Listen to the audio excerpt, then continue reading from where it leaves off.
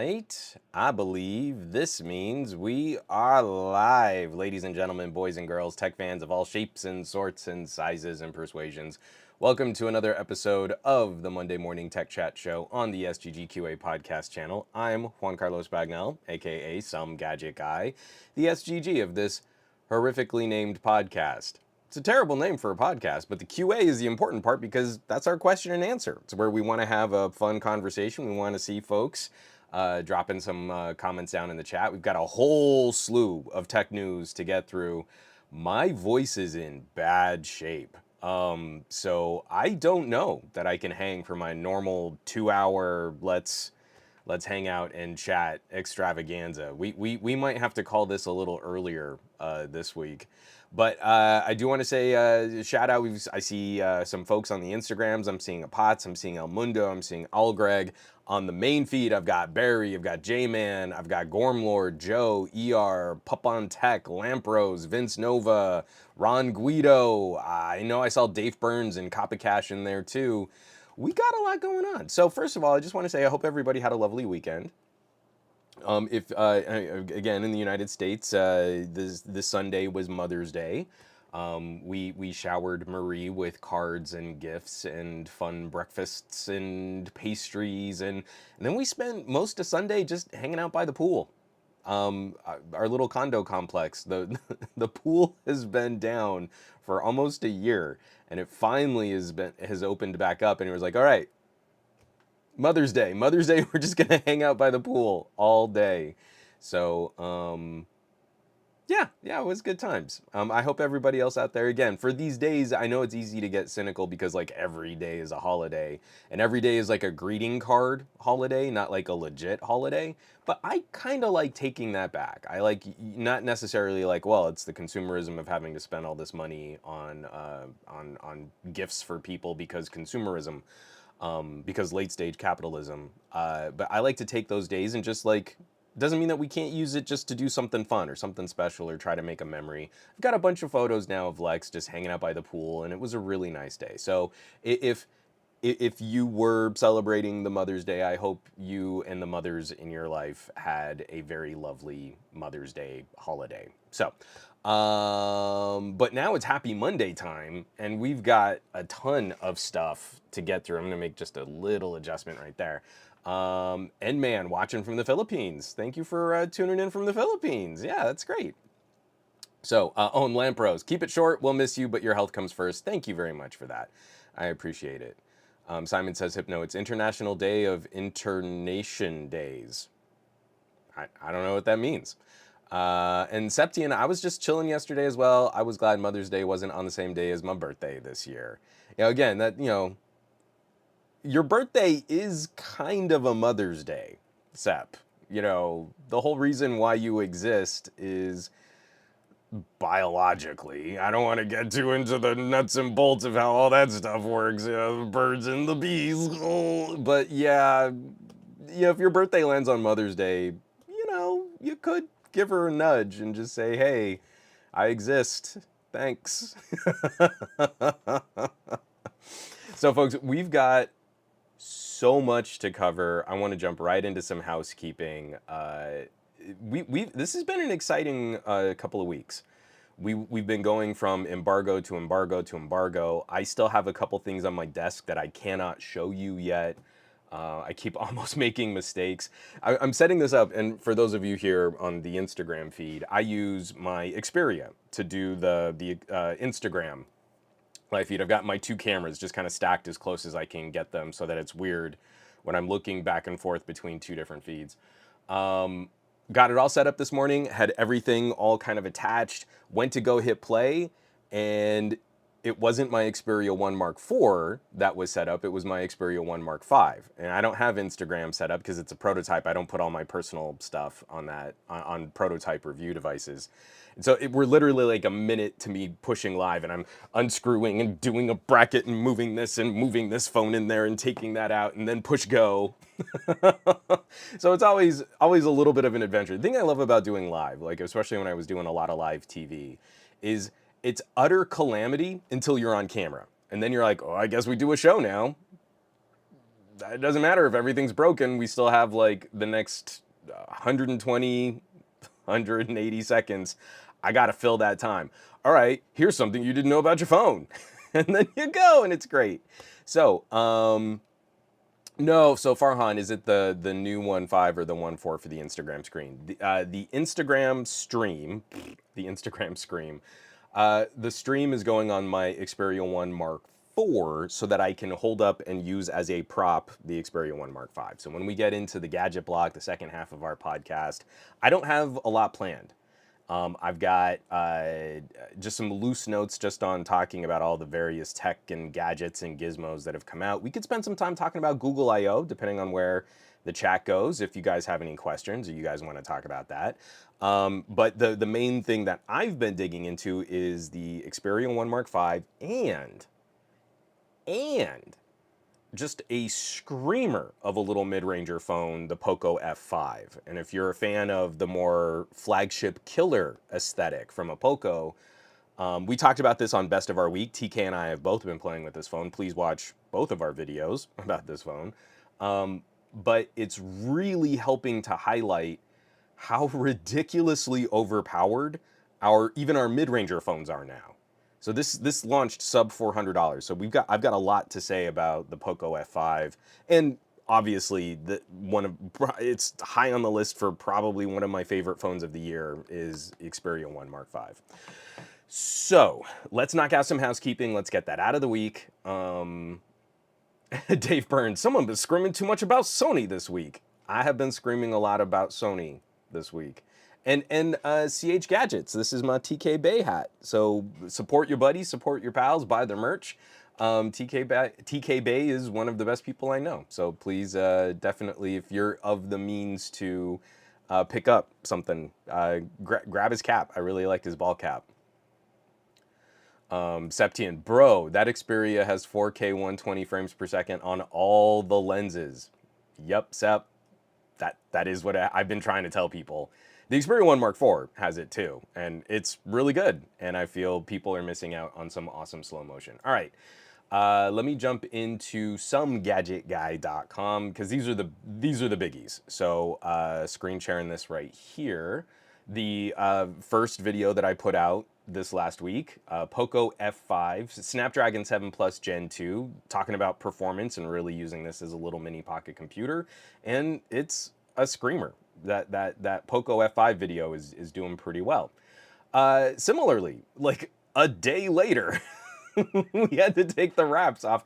I went from like, what was it? It was like a 3 a.m. embargo Pacific time for the Poco, and then immediately into like a midnight embargo for the Xperia, and they were just stacked back to back. I think this is one of the reasons why my sore throat from 2 weeks ago has not cleared up, because I'm just constantly in this like boom bust production cycle.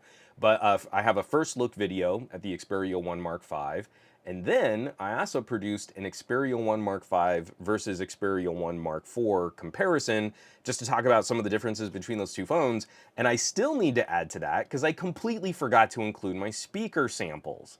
So I'm probably going to put together just like a little twofer, like a back-to-back on the Patreon, patreon.com/somegadgetguy. And then in a future video for the Xperia 1 Mark V, we'll do kind of a recap on that. I was so mad. I was flying so fast. I had it all lined up. I had the samples ready to go. I had the entire video. All of that was looking good, and I pushed render, and I uploaded, and I published it, and I went to bed, and then I woke up and went, oh, right. But there was like a whole extra section of things that were supposed to be improved and talked about, and I completely spaced. So that's going to be coming to the channel too. And then I just want to highlight this, because this one's kind of a big deal too. I do a whole bunch of benchmarks. I test performance in a whole bunch of ways.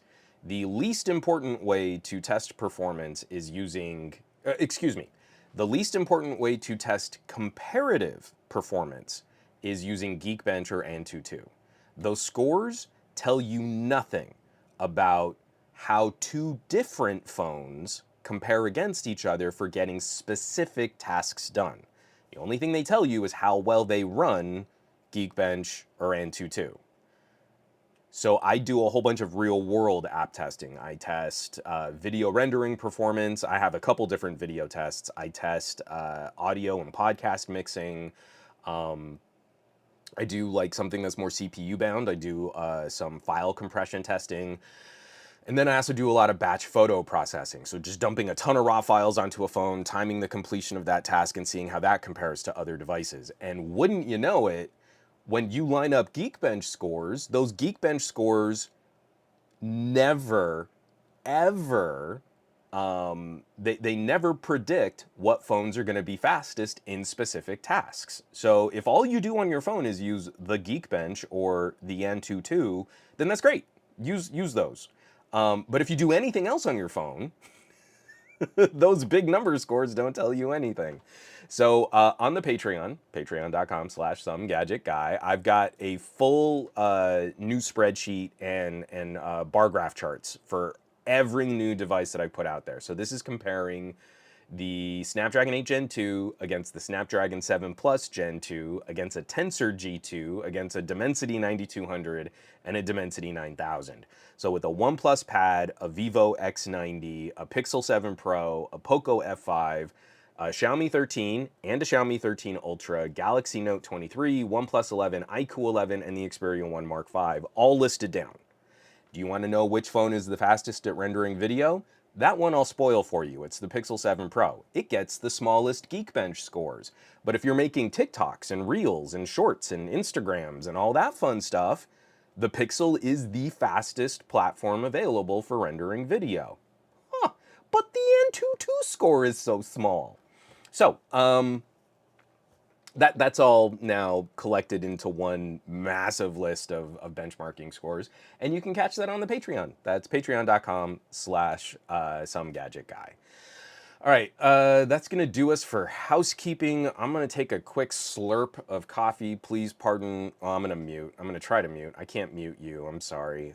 So please pardon the ASMR here for just a second.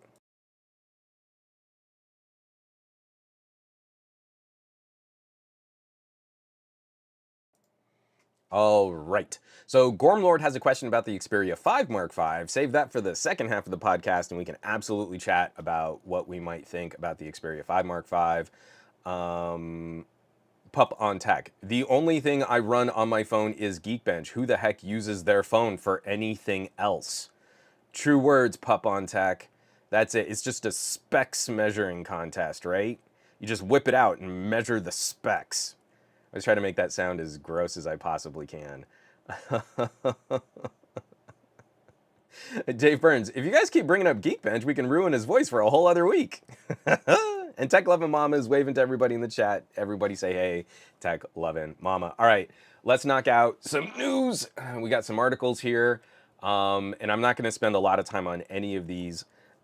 Interestingly enough, we've got one that's just sort of like a warning for consumers out there, and then we've got a couple articles here that I really feel are just those, either they add to another story that we've already been talking to death, or they're things that we should keep an eye on. So there's nothing big conclusive like, oh my gosh, this is huge news here right now, what's going on? It's more the ebb and flow of tech commentary beyond just the headline. It's what I love about doing my podcast on a Monday. So, first one is, I am sure you probably know someone in your circles of family and friends who might be using a Peloton bicycle. So if you do, there is an advisory from Peloton for 2.2 million bikes are being recalled. Please stop using them immediately, the government says. Peloton has received 35 reports of seat post breaking and detaching from the bike during use, including 13 reports of injuries, including a fractured wrist, lacerations and bruises due to falling from the bike. So, if you're using the Peloton and it's a system that you enjoy, please stop. Please check your bike model and immediately stop using it if you are affected by that kind of issue. And it's one of those things like, it's not whether or not it's a good or a bad look for Peloton. What we're trying to accomplish here is the signal boosting to make sure no one else gets hurt. 13 reports of injuries, that's not like a huge number, But if the potential number of people is somewhere around 2.2 million who could be affected by this, you want to make sure all of those people get the word on that. So for whatever you might feel about Peloton or if you enjoy their products or not, that's not really the point here. The point here is we don't want to see anyone else get hurt, and that's why recalls, especially these government-backed recalls, are so important. I gotta just push pause here real quick. JMan150 gifting a tier 1 sub on the Twitch, gifting a sub to Gormlord. I still don't have a soundboard. Still don't have one. Haven't set one up. Don't know what's going on.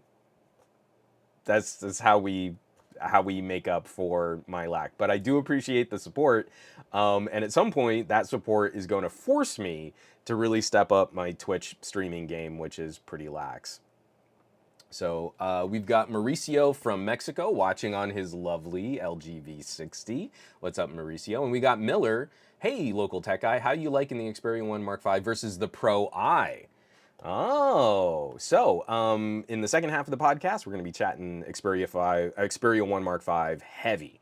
So bring back that question, and we will absolutely talk about what some of my early thoughts are, comparing it against the Pro I, which is a flippin' gorgeous phone. All right. Oh, we got a bunch of... Simon says hypno, that's pretty funny. Peloton literally sounds like a pain in the arse. Does he get it? Because the seat breaks and it detaches and you fall off the bike. Your bottom. I see what you did there. That's pretty good. All right, moving right along in the continued shenanigans of social, like last week and the week before, it's just been really heavy news talking about social media is kind of melting down all around us right now. And TikTok is regularly in the spotlight. And I don't personally have any issues if TikTok were to vanish tomorrow. I wasn't a fan of Vine, and I called the demise of Vine at a social media conference like a year before Vine was actually killed. And I don't care. I don't love short snippet video sharing services. That's not the kind of content I enjoy. It doesn't bother me. But what does bother me is trying to pick on specific companies for some abuses and not applying that as a regulatory action across all of social media. If we're going to say that what TikTok does is bad, which I agree, the algorithmic sorted content on TikTok is bad for people, we also need to acknowledge that they didn't start it. And we should also be going after every other algorithmically sorted social media service like YouTube and Facebook and Instagram and Twitter with that same energy. Bring that same energy. But because this is such a specific part of this conversation, this is a Reuters story. Again, I don't think Reuters really publishes who writes up these individual stories. Former ByteDance executive says he was dismissed for flagging illegal activity. A former head of engineering at ByteDance in the United States has said the company discharged him after he voiced concern to management that it was taking user content from other platforms, mainly Instagram and Snapchat. The dispute comes at a time when ByteDance-owned TikTok faces growing calls for a nationwide ban from some U.S. lawmakers regarding concerns about potential Chinese government influence over it. Now, how funny would it be? Because we're not going to do the right thing by consumers. Politicians aren't going to do the right thing because it's the right thing. They're going to do the thing that kind of benefits their corporate donors, right? That's kind of the general concern. You have some outliers like a Bernie Sanders, who really does sort of stand for what he stands for and has a very consistent voting record on that kind of stuff. But on the whole, if a company makes a ton of money, they get to break rules that a smaller company can't make, like Apple. Apple can steal IP, but if someone stole Apple's IP, they'd be sued into oblivion. Whew. When it comes to this, how funny will it be if we see some kind of regulatory action on the part of TikTok, not because this algorithmically sorted content is bad for consumers, not the end users. We don't care about them. We care about the intellectual property of other platforms. If they stole content from Instagram and they scraped content from Snapchat. Well, then they stole the IP of those other services, and we can't have that. Again, it's the same thing when like artificial intelligence goes and wrecks the livelihood of people that are like writing technical manuals or writing scripts, like the WGA strike that's happening in Hollywood right now. We don't really care about I don't care that a writer in Hollywood who wrote an Emmy award winning show can't pay their rent and that they can't afford to buy a home. I don't care about that. Oh no, but Disney's intellectual property might be infringed upon? Well, we've got to do something about this AI. And watch it be the same thing here. We don't care that it's toxic. We don't care that ByteDance is like focusing sort of harmful material to minors. We don't care about the psychological implications of end users. This whole mess of social. Oh, but wait, did they steal IP? Can't have that. No, no, no. That's bad. So a company that makes a lot of money is going to make a little bit less money, and that's oh boy. Oh man, got to jump on that. So, those kinds of allegations, watch that. Watch that. That's why I'm bringing up this specific article. Watch that be the new sort of tactic or direction to kind of encourage more scrutiny over TikTok's business practices, which is hilarious because all social media is just a circling. I almost said something a little blue. Is just a circling of repetitive content. Like my Reddit feed, even though I take great pains to kind of prune my Reddit feed, it's all content that I've seen before. It's just getting recycled and regurgitated and recycled and regurgitated. And we actually have another story about that here in just a sec.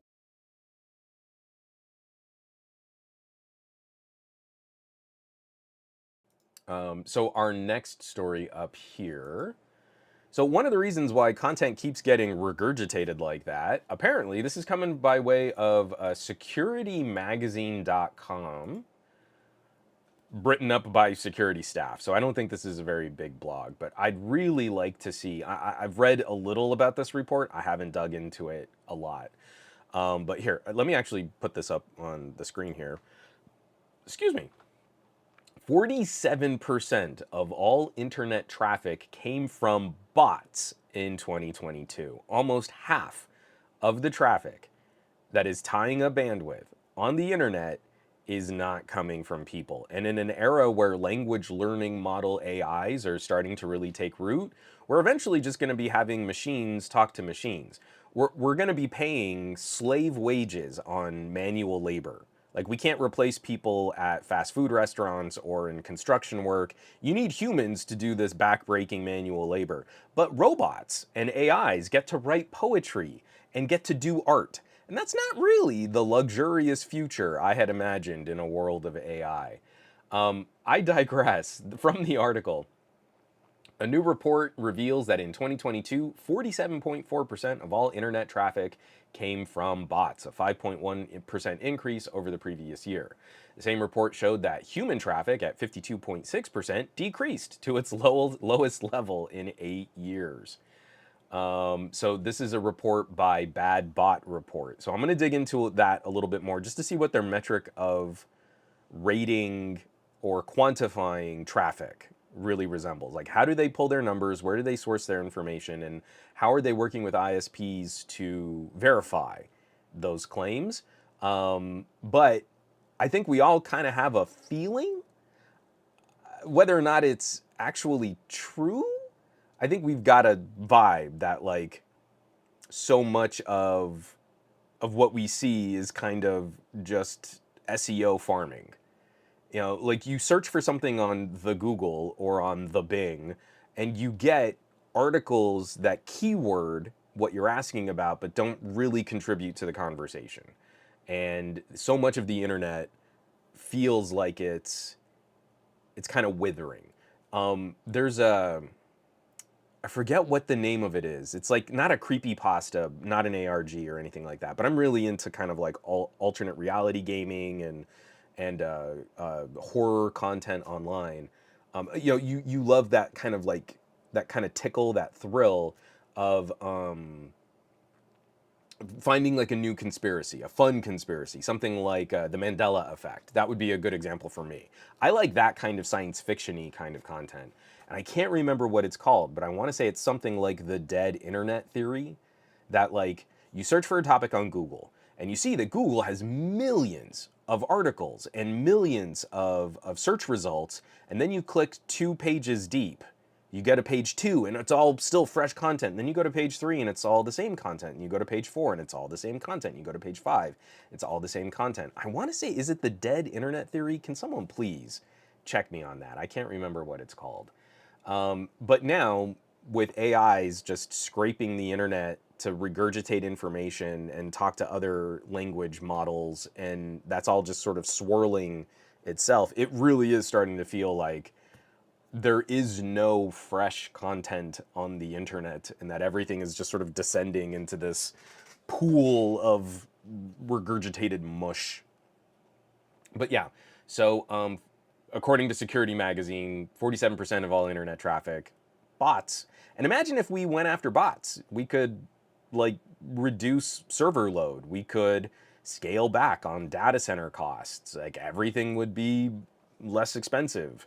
The corporations running this stuff would find a benefit in kind of policing how autonomous internet traffic is managed and handled. And it's kind of a shame because it would be better for users and it would be better for corporations. But, you know, I guess there's just nothing we can do about it. It's just all terrible. Moving right along, this is kind of a biggie, and this is just the beginning of an investigation that we'll have to keep an eye on. And again, like I mentioned previously, there are some companies that can deliver products at scale. Apple is a company where if they make a mistake to the tune of hundreds of millions of products. And it's kind of a big deal, and I feel like our reaction to that should be equal to the problem or to the scale that Apple can deliver a problem. This is another story from Reuters. Italy's antitrust watchdog probes Apple over alleged app market abuse. Again, okay, this one actually does have a byline. Alvis Armelini, I've mispronounced your name and I apologize, and Elvira Polina. And so I want to get this here. Italy's antitrust agency, the AGCM, said on Thursday it had opened a probe into U.S. technology giant Apple for alleged abuse of its dominant position in the apps market. And then later in the article, they quote, Apple's alleged discriminatory conduct may cause a fall in advertising revenues for third-party advertisers to the benefit of Apple's commercial division. Third-party app developers are also offered less comprehensive information about the success of their ad campaigns. According to the Italian watchdog, users of non-Apple apps have more visible and more strongly worded prompts to block data tracking. And that's something that we've talked about on this podcast before. If you have a Facebook and you install it on an iPhone, boy, warnings, tracking your data. Ooh, scary.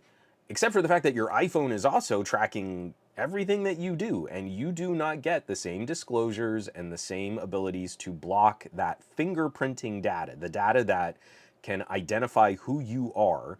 All of that gets sent up to an Apple server. Now, we can say, oh, but it means I get a better iPhone and I like Apple services. Fine. But from a legal sense, Apple should not be able to do something with their own services that they prevent their competitors from doing, and they should not have a platform where they can make their competitors for data tracking look like they're doing something disreputable when they're doing the same thing to profit off of that same information and that same data. So this is a very interesting case because it's ahead of an EU investigation into the same business practices. Apparently, Italy didn't wait for an entire EU conclusion on this. They are now opening their own specific investigation into antitrust issues on iOS devices. And I don't know how anyone else feels about the nuances or the differences of like having an app store versus being able to sideload apps, or Google was apparently sort of engaging in very similar business practices too. The whataboutisms are important because we want to make sure that no company replicates the same kind of consumer harm. But that also means you need to go after the biggest source of the consumer harm first. So if Apple is doing this and they're found that they are askew of Italian regulations, that's not the word. That's not the word that you would use for this. But if Italy determines that this is a bad business practice, I need to pull this up. Under European Union competition law, companies found guilty of abuse of market dominance risk a fine of up to 10% of annual turnover. So Simon Says Hypno, a foul of, not a skew of, a foul of. 10% would be a nice little chunk of change for the EU to tag Apple for a business practice that I don't think is good for consumers. So we should be watching this.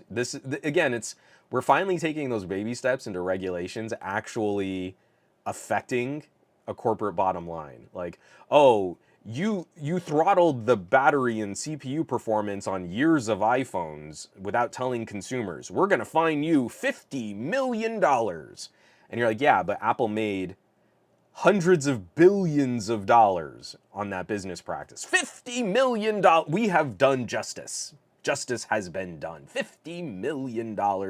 And consumers really won't see a penny of that if they ever see any money from that. And you get cheaper battery replacements. We're regulators. We have helped people. Well, 10% of Apple's annual turnover, and I feel like you need to go after revenue, not reported profits. How much money did the company bring in? Go after that. And then you make it a percentage of that. And I think 10% of their year would dissuade Apple from doing something like this, and it would be better for competition and it would be better for Apple consumers. So fingers crossed that we actually see some kind of follow-up to these investigations and that Apple's lobbying efforts don't muddy the waters and slow down the process too much. I mean, like Gormlord, yeah, an actual punishment would be refreshing, right? It'd be really nice. And I got to do just a quick pause here. Ampersand, subscribe to Prime. They've been subscribed for 17 months, not munch, months on the Twitch. Thank you so much for supporting. I really appreciate it. That is very awesome of you. So, Gormlord, what if multiple countries hit them with that? So I believe that as an EU action, it's not like Germany and Italy and France can all apply the same punitive. It's a collective. It would be, if some, please correct me if I have this wrong. So Italy's investigation would contribute to the EU investigation, and then the EU investigation would be the cumulative penalty for this business practice. But, England could do that. Canada could do that. The United States could then all use this as precedent in their own investigations. And similarly, you could have like an ambitious attorney general in California could start an investigation in California, then that would contribute to a national or a federal investigation of Apple's business practices, and then eventually you would arrive at one big fine for that. So if a bunch of countries got together and actually policed this type of corporate business practice, then you'd see those fines at the top. Something tells me that if we did that to Apple in the United States, it would be a slap on the wrist. We're way too keyed up about Apple here. That they're not those Chinese manufacturers. They're not one of those foreign phones. They're American. They're an American company that has headquarters in Ireland, so they can evade paying taxes here in the United States. But they're American. Their products are designed in California. But it would be nice, right? I think we'd all agree there. Because speaking of these types of actions and issues, putting a hurt, again, let's say there was an issue like Apple stole intellectual property and put it into the Apple Watch, and then sold years of the Apple Watch, where that's bringing in billions of dollars of revenue.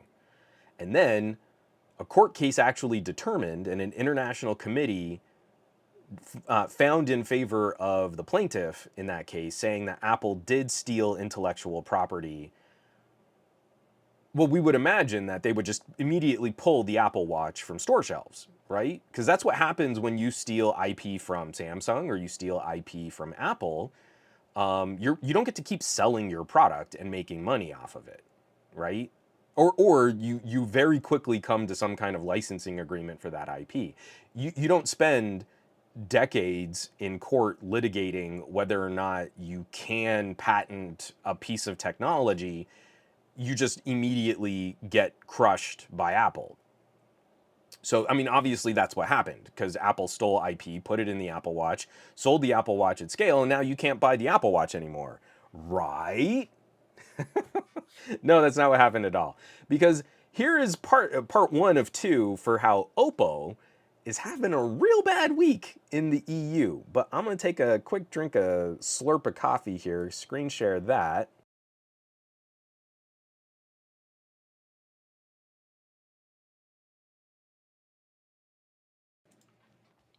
Oppo wiped its German website amid EU exit rumors. Here's why. Written up, this is from Android Authority, written up by Adamya Sharma. Reports of Oppo wiping off products from its German website started doing the rounds over the weekend. Indeed, there is no Oppo device listed on the company's official website in Germany. Instead, the page displays a banner that reads, this is translated, "No product information is currently available on our website. Some of the products are also not available in Germany, including Reno 8 series and the Find N2 Flip." We reached out to Oppo to ask if delisting products from his website was temporary. Their quoted response: "In response to the commercial dispute filed against Oppo by Nokia, sales of some Oppo products temporarily are put on hold in Germany. Aside from sales and marketing of relevant products being put on hold, Oppo will continue operations in Germany. As always, users can continue to use their Oppo products, access Oppo's after-sales service, receive future OS updates, and more." So they are still going to support products. They have repair and tech support. Everything is still, the infrastructure is still there. But this also impacts OnePlus devices. So OnePlus also has been wiped out from EU websites, Germany, excuse me, from German websites. And right now, I've got it on the article. OnePlus isn't selling phones, products available limited to its earbuds, accessories, and the OnePlus Pad. So the OnePlus Pad does not infringe on this Nokia 5G patent. And I would also read up on that. So the Android Authority, I'm going to be linking to all of these stories in my show notes in this week's blog post for the podcast, somegadgetguy.com. But to TLDR it, and I'm grossly oversimplifying how complicated this was, Nokia holds these 5G patents. HMD, who labels some products as Nokia devices, worked with that sort of system and structure to make 5G-enabled phones. Oppo did something similar, but then kind of got caught up in this Nokia dispute and they lost their patent infringement case, and now the EU is taking that pretty seriously. So again, when you're not the number one or number two phone manufacturer, patent infringement works. Your products are pulled from the region. You can't sell them and do business in that country anymore. That's a bummer.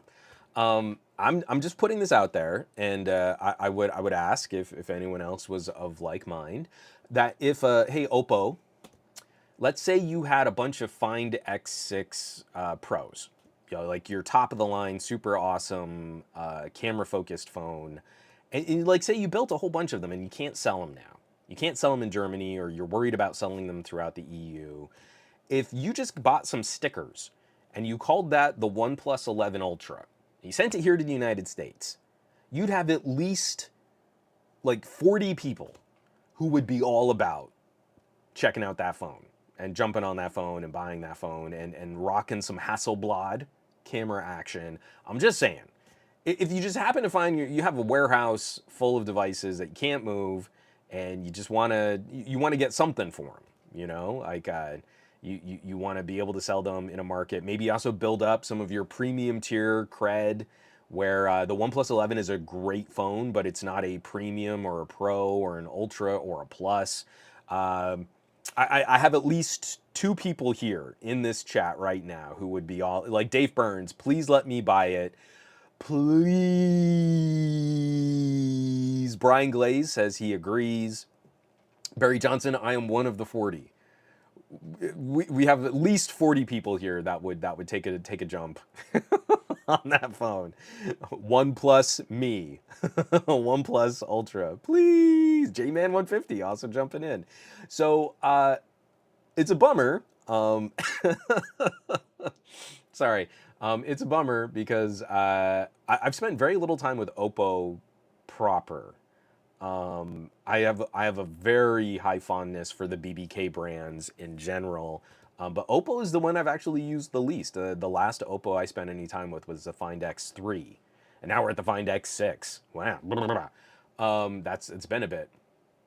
So I love OnePlus devices. I love Vivo devices. I really like my iQOOs. Like some great stuff coming out of BBK. So it hopefully we see some kind of conclusion to this where Oppo can kind of circle back, get back into the EU.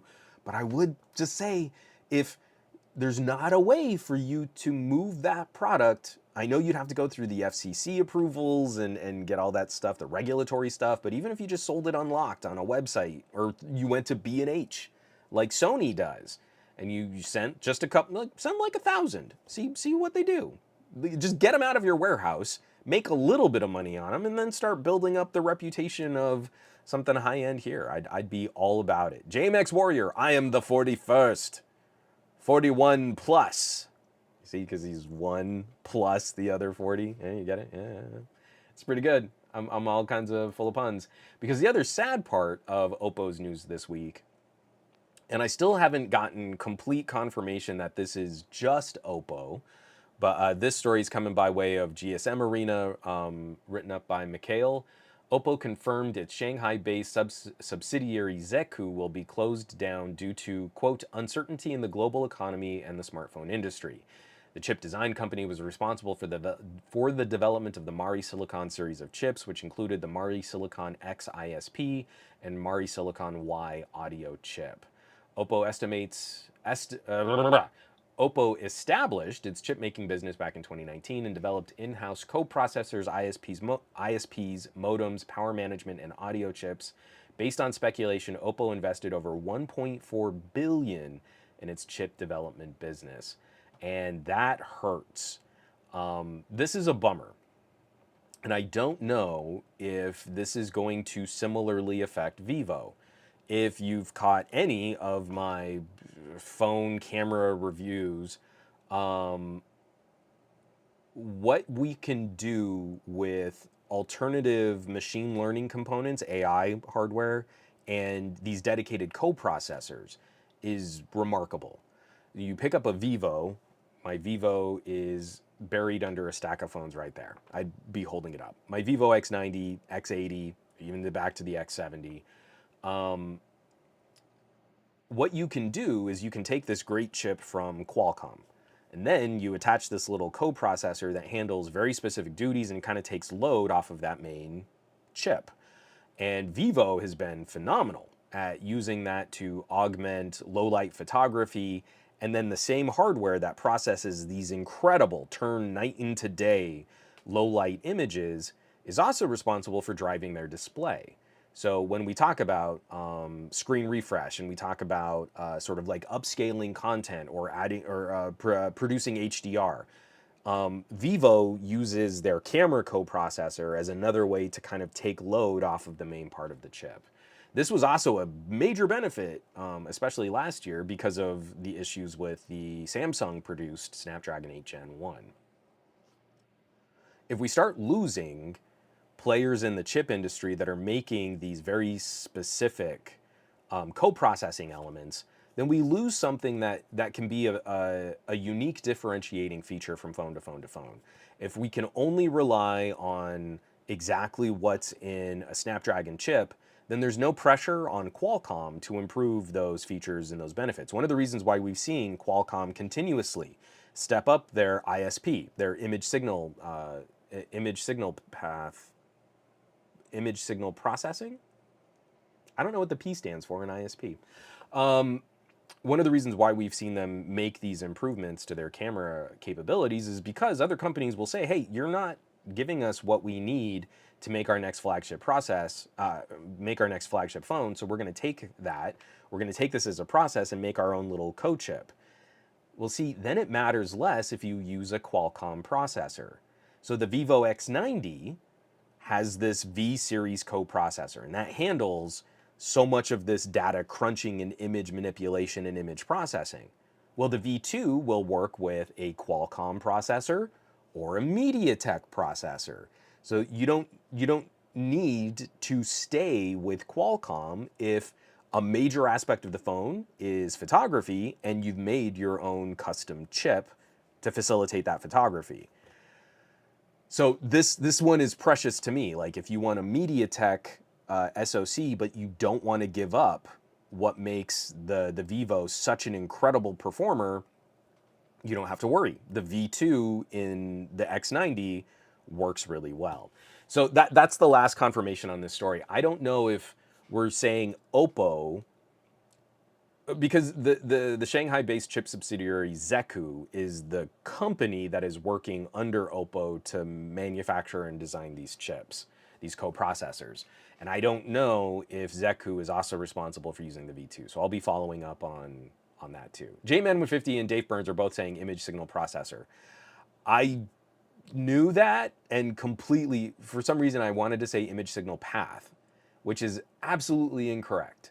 So thank you for the corrections, guys. It is image signal processor. And yeah, Simon Says Hypno says the V2 chip does great night sight photos. Vivo is the top option in low light photography. If you're ever shooting in challenging or in mixed light, like say you have really high contrast situations, no one is doing that signal processing better than Vivo. That V2 is incredible and it clears content out of its buffer shockingly fast. So if you have a Pixel, and Pixel has really good HDR performance, Pixels have great night sight features, but you stack just a couple auto HDR photos back to back to back, that phone starts shutting off your shutter. The Pixel 7 Pro quickly fills its buffer and then won't let you take any extra photos. You get like 4 or 5 chances and then you gotta wait for that phone to catch up. Versus something like a Vivo X90 where you can just keep going, pop, pop, pop, pop, pop, pop, pop, pop, pop. And it's not as aggressive, and I don't believe it's operating at the same tier, but my Xiaomi 13 Ultra is very similar. We went down to the beach and Lex is running, and it's kind of a shady gray day, so it's not, I mean, it's trying to lift the image brightness and it's trying to lift the image HDR, the color, the light, but it's gray. It's gray at the beach. You've got like kind of gray brown sand and gray blue water and a gray blue sky. It's very dull, but the phone is trying to make this kind of image pop. And she's running. And I'm just going click, click, click, click, click, click, click, click, click, click, click, click, click. And the phone never stops. It just keeps going. I don't believe that is a function of the Snapdragon 8 Gen 2. I believe that is a function of the processing and the buffer and the co-processing that Xiaomi likes to bake into their products too. So that's where I'm really anxious if we start losing this stuff, because the reason why our chips get better is because we're putting pressure on it. Our phones only ever get better if we get the competition. So, ooh, that's a good one. JMan150 is saying, GSM Arena have just posted an article saying that the EU are moving to ban misleading battery life ads and mandate third-party repairs. Let's see, I'm on GSM Arena right now, and it is. It's like the top story on GSM Arena. Here, let me screen share this real quick. This would be lovely. So, also written up by Mikhail. EU moves to ban misleading battery life ads and mandate third-party repairs. Nicely done, Adit. Nicely done, J-Man150. Sorry, I just coughed like right into the microphone there. The European Parliament drafted new legislation with the goal of offering better product labeling in the EU and limiting misleading product characteristics, environmental claims, and repairability restrictions. Quote, the industry will no longer profit from making consumer goods that break just as the guarantee period is over. Consumers will have to be provided with information about the options and cost of repairs in a clear manner. Product labels will inform citizens which goods are guaranteed to last longer, and producers whose goods are more durable will profit. The jungle of false environmental claims will end as only certified and substantiated ecological claims will be permitted. That sounds pretty baller to me.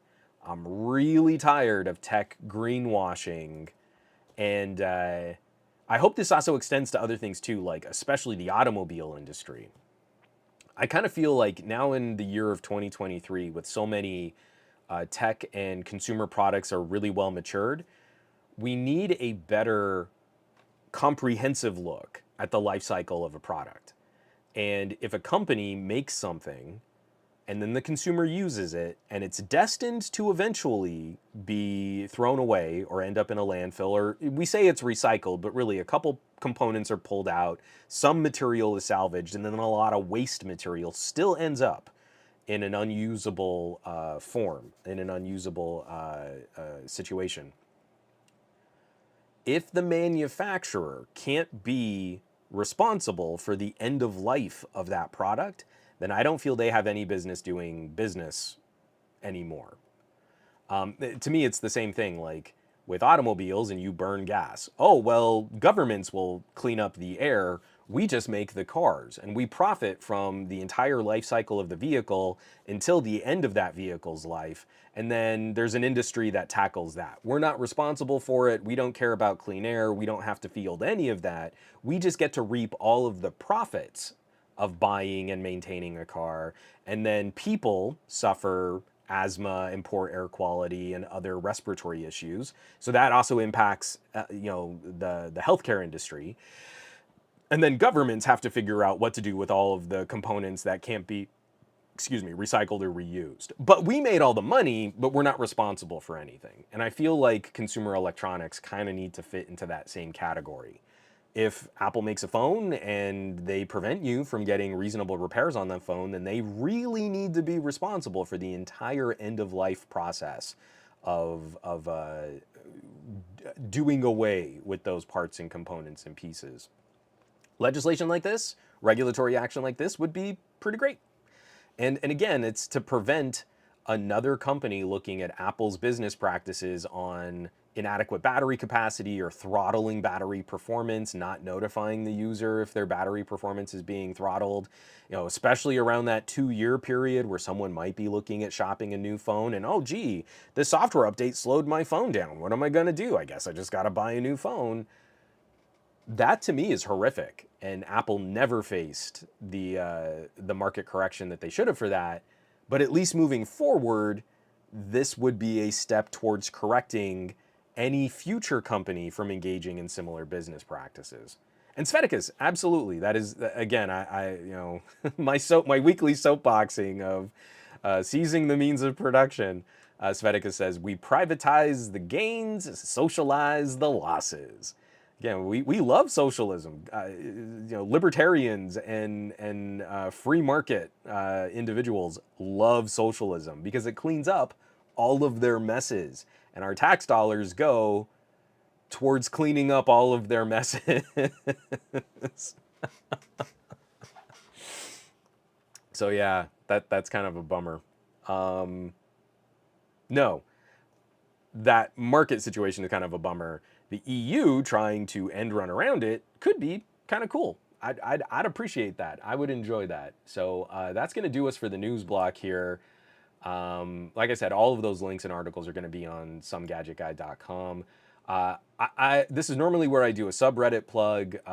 Every podcast has a subreddit. My podcast is no exception, but reddit.com/r/glowing rectangles is a place to share content you feel deserves more attention. It's not a me subreddit or just my podcast subreddit. Actually, the thing that I do, so, especially when you have podcasts that do a lot of news, they say, hey, go to our subreddit and share a link to, suggest a topic that we might talk about on the show. I kind of pull more of that from a private Discord than I do from the subreddit proper. But the subreddit that we've tried to create and we're kind of building, and there's a little bit of a community and there's some action there, is more, if it's a small content creator, if it's a medium-sized channel, if it's a large organization or journal or anything, if it's adjacent to tech in some way, and you feel that that piece of media, the review, the video, the article, the editorial, the podcast isn't getting enough attention, we hope to share and signal boost over on reddit.com/r/glowing rectangles. Not going to spend a lot of time on this week's lineup because I kicked butt on this week's lineup. Number one story was the Xperia 1 Mark V video I put out. The number two story was my comparison between the Mark V and the Mark IV. The number three story is TK Bay's video on the Xperia 1 Mark V.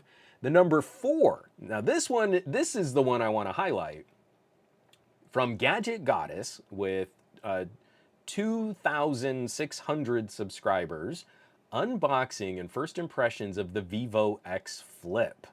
So if you're into foldable devices, I'm not a huge fan of foldables. She's got the Vivo Flip in-house. So if you want to see what's going on with the X Flip, she's kind of the queen of foldables. If you're interested in a take on bending plastic displays, this woman has spent her own money to buy, I think, almost every single foldable that has been launched to consumers, and has been sharing some really great thoughts on the pros and cons of different devices and what she likes and what she doesn't like about different things. But then the number five is my Poco F5. So I kind of ran the board on the top five this week. Rounding out the top 10, we've got Gary Explains, 7 things you must know before buying a graphics card. We've got El Jefe Reviews, checking out the Soundcore A20i affordable earbuds, $30 true wireless earbuds. We've got the Alzoom 65-watt GAN USB-C travel charger from Tech Travel Geeks. We've got Moto G Power Night Mode video, 1080p at 60 frame per second video sample from Mobile Geezer. And then wrapping up the top 10, this was a really fun video from Stetson Doggett. Are Mint Mobile's new plans worth it in 2023? And so he's looking at, my main SIM card now is on Mint. I pay for the year, that's my main phone line. It's easy, it's really cheap. I don't really care about all the other bells and whistles. This podcast, not brought to you by Mint Mobile, but if you go to the support page on Some Gadget Guy, you can get a bonus to sign up for Mint service. Not only is he just looking at the prices for Mint's new plans, he does an incredible breakdown on not just what it costs to sign up for service, but other low-cost carriers, like other prepaid, and then how that stacks up against other postpaid. And I think this is the best math that I've seen comparing prepaid, postpaid per number of lines. Because there's a point where if you have one line or two lines, prepaid makes all the sense. That's why Marie and I are on Mint. We have 2 personal phone lines. There is no way to beat Mint's pricing for 2 lines on any postpaid carrier. But if we had more of a family plan going, like 4 lines or 5 lines, prepaid maybe stops making sense. And then that's when other carriers are throwing in additional perks like streaming services or music services or cloud storage services, and all of that adds up. And the deal gets way better. This is one of the best videos I've ever seen at kind of collecting all of that data and showing you, like, oh, if you have 2 lines, this you might want to check it out. If you have 5 lines, the math is totally different. So Septian, hey, I know her, and Kappa Cash is saying, yay, GG, Gadget Goddess, and she streams a weekly tech podcast on Tuesdays. So she's not trying to step on my Monday streams at all. So she's very considerate like that. Everyone's saying, just call her Folderella. She is the foldable queen. She legit is. I have to point people to her channel. Like, I've got the Duos. I like dual display. I've got my LG V50 and my LG V60 is behind me. I like 2 glass panels, and I prefer that. I've played with a bunch of foldables. I don't know what it is about using a plastic screen on a device that it just doesn't feel right to me, and I'm worried about the durability, and it's just not my bag. And increasingly, like, what I'd love is for more traditional candy bar phones just to have good desktop modes. And then it wouldn't matter if I had a folding tablet, because then I could plug into a TV or plug into a portable monitor, do any of these other things, and it would still be the same compute power. But for those people who want the expanded sort of square format screen experience, then foldables make a ton of sense. Joe Hickey from Purposely Pixel, he's got a little, oh, the duo, and a little heart right there. So, short story, incredibly long. We have a subreddit, reddit.com/r/glowing rectangles. Check it out. Share content. Please click the upvote arrows. Again, with, I think, what do I have? I've got like 50 something concurrent people watching my various streams right now. If half of you went and upvoted some articles, then you would immediately be feeding Reddit's algorithm for sorting content, and all of those content creators would get a little bit of a boost. Maybe their content would get used on other websites and other subreddits, and then it would expand their audience, and then that would be a huge benefit for them picking up some more viewers. Getting into the gadget block, I wanted to just highlight this one article here from Amir Siddiqui, and I have mispronounced your name, and I apologize. This is from Android Authority. Earbuds are a reoccurring cost that you're not prepared for. And so the folks at Android Authority are trying to kind of crunch the math on true wireless earbuds and some of the issues that people or consumers generally don't take into account. And they make some really solid points. I obviously am a fan of cabled audio and premium earbuds, premium headsets. And I feel like, again, some really good analysis in this article about, you buy a pair of true wireless earbuds, they're really fun, they're really handy. You have all the convenience of not having a cable tethering you to your phone. But to not have that cable means you have to walk around with a case, and you have to charge the case and the earbuds. And if the earbuds aren't charged, then you can't listen, or you can't plug them in directly. And then after a couple years, the tiny little batteries in these are starting to degrade, and none of these are really decently repairable. So not only do you have to throw away 2 little earbuds with drivers and plastic casing and batteries and magnets, you also have to throw away the case. There's like nothing redeemable or recyclable or reusable about earbuds. So to kind of contribute to that, I just wanted to show, this is one of my guilty pleasures. I have some really stupid expensive earbuds on my desk right now. Actually, let me show those first. I promise you we will get, this is kind of my segue, because my Sony phones still have headphone jacks. So basically I'm better than you if you don't have a headphone jack still, is what I'm trying to highlight here. It's really not about tech, it's just about stroking my own ego. That was so dumb. So like, for example, I've got these are my Odysseys. So these are planar magnetic earbuds. These are kind of pricey, over $1,000 earbuds. Then I've also been a really big fan of Peak Design, not Peak Design. I've been a really big fan of Periodic Audio. I did not sleep well last night, and my sore throat kept me up, and I am real foggy.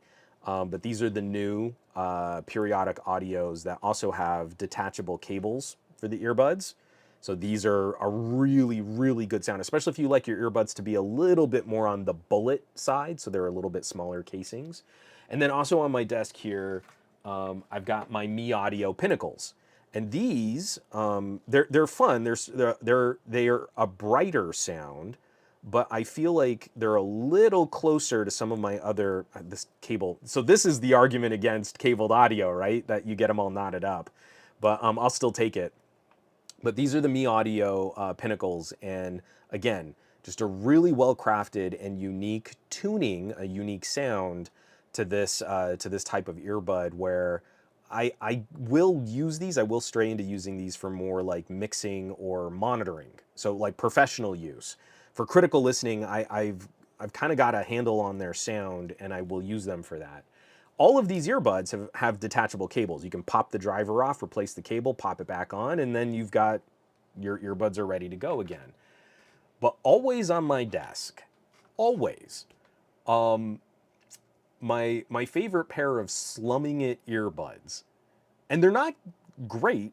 They're kind of muddy. The bassy is kind of fat, dull.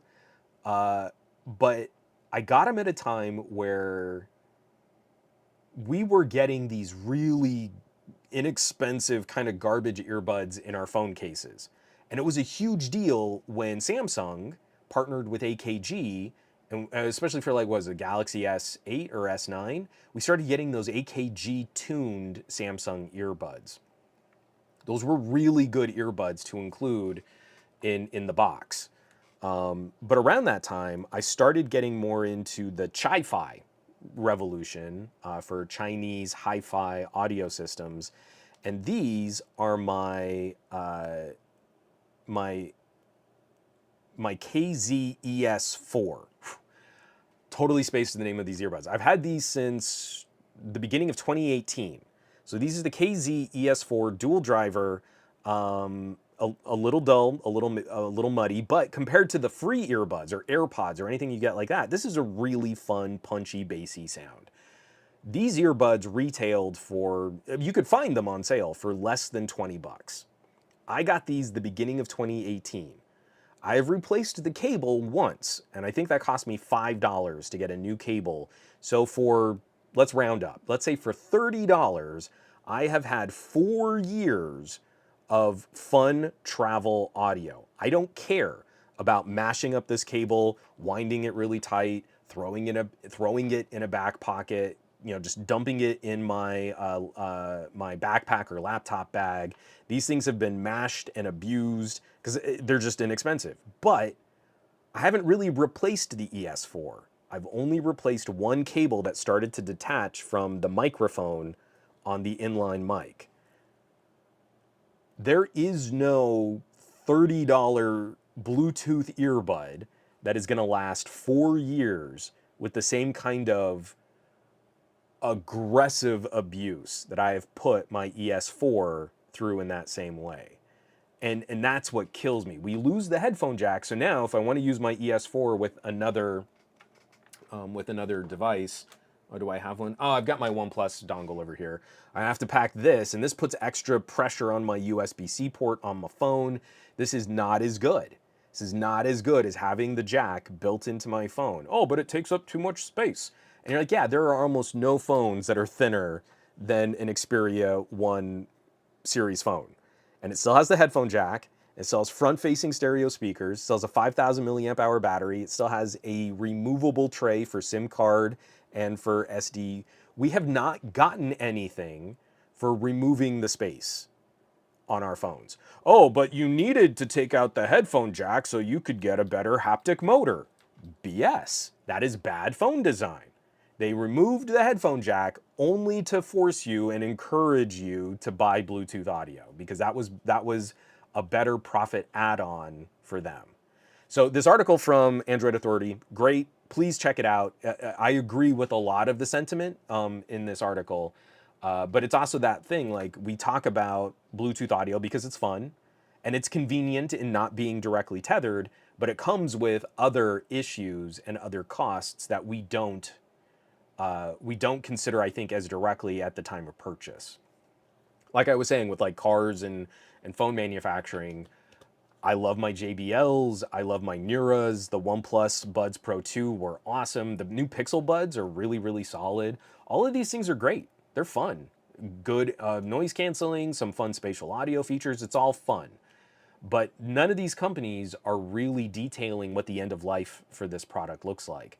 And you look at Apple, and they've delivered AirPods at scale, and we're talking about tons of e-waste. Oh, but it's just like a little pair of earbuds. Multiplied by the hundreds of millions of earbuds that people will buy roughly every 2 years of constant use, and we end up with tons of e-waste because there is nothing to properly recycle on air. It's not like you can refurb AirPods. Also, that's kind of gross. Don't buy used earbuds, I guess. So, yeah, kind of a big deal. I just like showing those off. These KZES4. This is like the best 20 bucks I've ever spent. And I do. Like every single every single like audio component review. Like right now, I've got the FIO BTR7. It's a little Bluetooth DAC. That's in my bedroom because I will listen on really nice earbuds when I'm just kind of getting relaxed or trying to kind of calm down, get ready for bed. But here in the office, I have the iFi. This is the iFi Griffin. It's a really monster Bluetooth DAC. I am not using this thing to its full capabilities, like inputs and outputs, and you can use it as a DAC or use it as an amp or use it as both or use it cabled or use it with Bluetooth, and this thing is just gorgeous. It is just a monster audio device. And one of the first earbuds that I paired with it, KZ-ES4, for $25 worth of earbud, was one of the first things I plugged into this because I've come to understand that KZ sound so well that then I listen on the ES4 and I'll move over to like periodic audio or my Odyssey or any of the other the Ecos. The Ecos have been really great too, like the Eco Gems and the OH10. All of those earbuds have been phenomenal. But when I go from the ES4 and I plug in some new earbuds, oh, now I hear what those differences are. But I still really like the ES4 sound. Again, it's my fun cotton candy audio approach. Here's my BTR7. So I have my BTR7. I've got my Razer dongle. I use this as a backup for all those phones that don't have good audio processing. And then I've got just like a couple passive pass-through dongles. So this is, this is my other Razer dongle. I was looking for this. So both of my Razer dongles are in the same travel bag, and that's not a good strategy. I shouldn't do that. So anyway, treat your ears. Your ears are worth it. And, get them something nice. Spend a little money on them. But if you have the means to pick up a USB dongle and some Chi-Fi, something around $50 is going to rock your socks. I mean, not even those ES4. Again, that is like the least expensive starter earbud just to kind of try something that's a little different. But yeah, KZ, CCA, Eco, Moondrop. I'm missing a bunch in that really like kind of sub $100 low cost, and anything under 100. I mean, as you get close to $100, like the drivers, the tuning, the criticals, like all those things just get real good. But they're fun. They're fun and they don't hurt your wallet very much to have that fun. So anyway, check out the article. I liked their write-up over at Android Authority. So it's 10:13 in the AM. I'd kind of like to just open this up. I'm going to start with the request here on the Instagram. I have the Sony Xperia 1 Mark V. I do not have a Pro I in-house, so I don't know how well the Pro I has aged with software updates. But I have been looking back at some of my old Xperia photo samples, the Pro I photo and video samples, and I'm very impressed with where the Xperia 5 has evolved over the Pro I. So immediately, and what I point to in my videos, I actually show in the 1 Mark IV versus 1 Mark V video some of that thermal performance in action. Because our big fear was, oh no, the Xperia 1 Mark IV get thermal and it overheats and you get warning. It warns you that it's running warm. Why would you ever want that? Don't you want your phone to just randomly shut off and not tell you that it's running too hot to keep doing what you want it to do? It gave me a thermal warning, and I was just shooting video with the 5G radios on and the screen brightness set to maximum on a hot day. Who would want that? I really love how like the Sony hater community in the Android review space is always like, oh, but it did this thing. So wait, it told you what was going to happen? Yeah, that's bad. It's so dumb. So back to the actual phone and me not complaining about people not reviewing the phone. What we have here on the Xperia 1 Mark V is like the love child of the 1 Mark IV, the Pro I, and then using a better chip. So the main image sensor on the Mark V is very close to the usable surface area of the camera sensor on the Pro I. This was a frustration for all of us. Sony marketed the Pro I as having a 1-inch sensor. The Pro I had a 1-inch sensor, but you didn't use the whole sensor. And what you used was closer to the sensor size of like a Galaxy Note Ultra, Pixel 6 and Pixel 7, the new main camera sensor on the iPhone 14 Pro Max. Actually, no, I think the iPhone 14 Pro also has that 1 over 1.28 inch type sensor, but it's roughly a 1 over 1.3 something. So this is a 1 over 1.35 inch type sensor. When it comes to the depth of field, the photographic aesthetic, the Mark V is very similar to the Pro I when the Pro I is using its wide open aperture at f2. This is like f1.85 something, 1.9, somewhere in that ballpark. That's pretty close. You're not going to see substantial differences in depth of field blur or in sort of like how your subject is kind of highlighted or isolated in the shot. But I do agree with Sony's claims that this new sensor technology is soaking up and processing light better. So the way that this handles low light situations, the way that this processes HDR content, the new software night mode scrubs out so much more noise. It's not Vivo style night into day. It is about arriving at less grain and noise in an HDR processing situation for HDR style night mode photography. Lots of extra words there just to describe this stuff. So when you compare it against the Pro I, the main advantage of the Pro I is the variable aperture. So you can stop it down to f4, you can open it up to f2. The One Mark V does not have that variable aperture, but basically everything else is better. The companion sensors are better. The telephoto is definitely better. The wide angle is pretty similar. The low light capabilities, the processing capabilities, the function, all of the photography aspects of the Mark V, better than the Pro I. So that's what's kind of exciting, where the Xperia Pro I was a really expensive phone. It launched at like $1,800. It was in that ballpark. That this phone is launching at $1,400 matches most of the functionality of the Pro I and bests it in a number of data processing and light processing situations is really exciting. So the Mark V is again, I love my 1-inch sensor camera phones, and I think, oh no, I might have left it downstairs.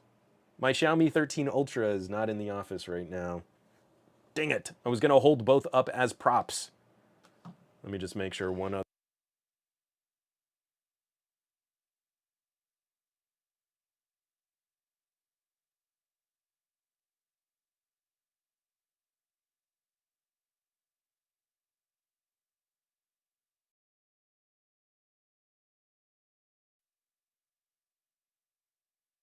Something just went bork, and I'm not sure what just clicked.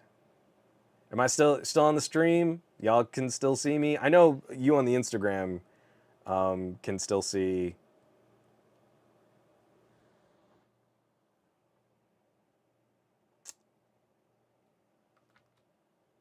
Hold on, I gotta do this.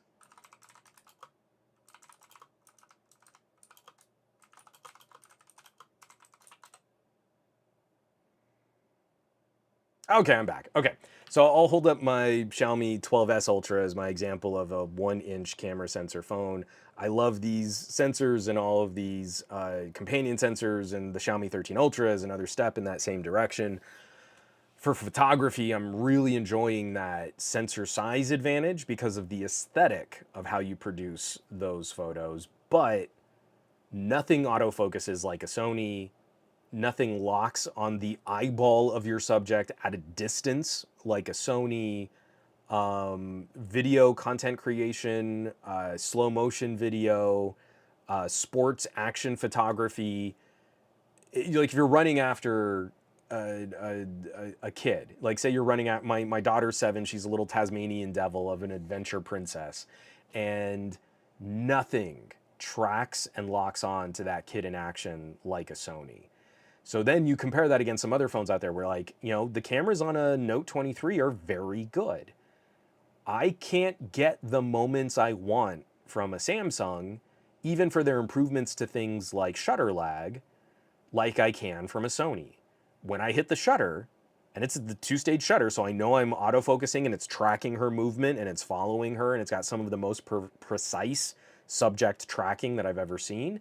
I know when I hit that shutter and I fully depress it, I am getting the exact instant the electricity has triggered the button on that phone. And Samsung can't get that done. Apple takes way too long in kind of like pre-processing an HDR image that wrecks the dynamic range and destroys the fine detail on their sensors. I really do not like Apple's HDR processing. I really do not like that Samsung has been copying Apple's brightness lifting, but then noise reduction, then over sharpening, splotchy image processing. I don't like how those final images pop out on a Samsung. And then I pick up a Sony, and yeah, the colors are not as vibrant. Sony does not play that game. They are not trying to impress you with ridiculously oversaturated greens in wide open landscape shots that don't really exist and end up turning lime yellow. Like, that is not the game they're playing. But when my daughter is leaping from a platform on a jungle gym to grab monkey bars and go swinging through the air, I am capturing that with it focusing on her eyeball at 4K video at 120 frames per second that then I can turn into like the most dramatic action hero slow motion video that you've ever seen at 4 times the resolution of most other phone slow motion video. And people are like, well, but I mean, you can take that 1080p slow motion and put it into DaVinci Resolve and slow it down and upscale it. And you're like, yeah, I can do the same thing. I can even cut that footage frame rate in half and do OptiFlow and get not 1/4 speed, but 1/8 speed of her going and reaching for the monkey bars. Like, it's the same issue. So, yeah, Xperia 1 Mark V has been rocking my socks pretty great. Pretty great. Septian. Juan's talking about bad Apple photo processing. You're going on the blacklist, sir. Apple is the best at everything. I want to shout out, I can't remember the name of the article, but my buddy Shaka Armstrong for iMore did a comparison between the Pixel 7, I think the Pixel 7 Pro and the iPhone 14 Pro. And I want to say it was called Skinclusivity. I didn't keep the photo samples, and I might need to ask him if he still has them. But if you're in indoor lighting, if you're in under night lighting, like city lamps at night, the iPhone is awful. It is so bad. So you take your photo and it does this washed out lift to colors and highlights. It gets every skin tone wrong, even pale skinned individuals like myself. But in the samples that he hired models and he shot them back and forth, and every single time the Pixel would nail the image, the color of the person's skin, but there was so much more detail in the texture of skin, in the texture of hair. The HDR processing wasn't just washing out the image to artificially lift highlights and then scale back on noise reduction for the higher ISO and then over sharpen that. So you get this paint dab splotchiness in iPhone photos. You can still kind of see it in bright daylight. It's still there, but it's really aggressively bad in low light situations, and the Pixel just murks it. The differences in skin tone, the differences in hair color, the differences in hair texture. He did these shots side by side, Pixel 7 Pro, iPhone 14 Pro, and every single time the iPhone 14 Pro got it wrong, got it flat, and spat out this awful image processing. It's like they haven't really changed their image processing software since they were using smaller sensors. And they absolutely do not need to be ratcheting photos like this with a sensor as good as they're using. So yeah, I want to say it was skin inclusivity. Someone's going to have to look it up. But if you search for iMore and Shaka Armstrong, he did a great side-by-side comparison. And I'm going to have to talk to him again, just like to see, like later on, like, has this situation changed? What do you think about image processing? Have you tried any of these mega camera sensor phones like Xiaomi's? Because like, it it's so refreshing when you pick up a phone, you take a photo, and it gets the person right. My skin is a mess. I have psoriasis, I have issues with eczema, I have lots of scarring. My people are sort of like a kind of a light brown, but lots of kind of like yellows underneath in our skin color. But then I have lots of red in my cheeks. And it's maybe not always the most flattering when it gets it perfectly accurate, but then like that's me. That's what I look like. I don't want to look at that photo 20 years from now and see a face that's not mine. And unfortunately, if I shoot indoors or at night on an iPhone, that's not me. It's someone that is very me adjacent, but it's not me. So, Sveticus, didn't Marquez Brownlee do a blind picture poll on Twitter between a bunch of phones and the Pixel 6a won in the end? Yes, the Pixel 6a took the top spot, even though it uses that miserable 60 hertz display. So I don't even understand how anyone could look at a photo if it has a 60 hertz screen. Because if you're looking at a static image on your phone and it's only going at 60 hertz, that's kind of the worst. Sorry, I couldn't help that. The issue that I have with a lot of those blind taste tests, those blind comparisons, are they're shooting really simple and basic photos, right? Like there wasn't anything challenging, there wasn't anything focusing on composition, there wasn't anything that really tested the phone cameras. So when you design a test for the most basic point and shoot average consumer, we shouldn't be surprised that a good mid-ranger phone will win. So I kind of feel like those comparisons and those tests do a disservice to the more expensive phones because you're not showing us what an expensive phone can do over a mid-ranger. You're showing us the lowest common denominator, the most insulting interpretation of an average consumer, and you're playing to those photography strengths. Someone just sitting in an office doing like a casual like 3/4 body shot, and any phone is gonna do that well. I've got like I have like some Infinix on the shelf behind me, you know, like $200 phones, full MSRP that you would get for free. They would give you money to take an Infinix to sign up for a carrier contract. Those phones will crush those exact same photo situations because that's really all you need if your use is that low level, point and shoot, basic. But you'll never get a sense of what an iPhone can do in more capable hands. You'll never get a sense of what a Samsung can do from someone who understands the pro mode. You'll never get a sense of how revolutionary these 1-inch camera sensors have been on Vivos and Xiaomi's and Oppos. You're always going to be stuck in this like bottom pit of take phone out of pocket, push circle, get photo. And that's the shame. If that's how you shoot, do not buy more than a Pixel 6a because you won't get any benefit for it. But if you do take phone out of pocket, tap to focus on someone's face, angle to adjust so you have less distractions in your background, and then push shutter button, immediately you are composing a photo with more consideration than tech reviewers ever give their audience. Now you are a photographer, not just posting something on social media. That's literally just how fine a difference we're talking. And as soon as you consider your framing, the angle of your photos, the background of your photos, and you are telling the camera to focus on something specifically, now you will see the benefit of stepping up to a more expensive camera system. And you can't highlight that in a test of just basic comparisons like that. It doesn't really work for what they're trying to accomplish. And I think it misrepresents all of the incredible improvements that we've seen for smartphone cameras. I think it misrepresents why I'm so excited by the Sony. I'm not excited about the Sony because I can take it out of my pocket and push the shutter button and get a selfie.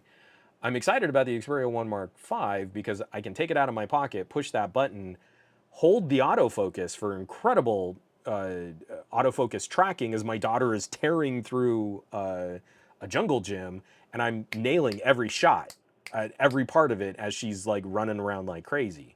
Can't do that on a Pixel 6a. Boy howdy, does that not work on a Pixel 6a. It really does not work on a Galaxy Note Ultra. And it's trickier to do on an iPhone 14.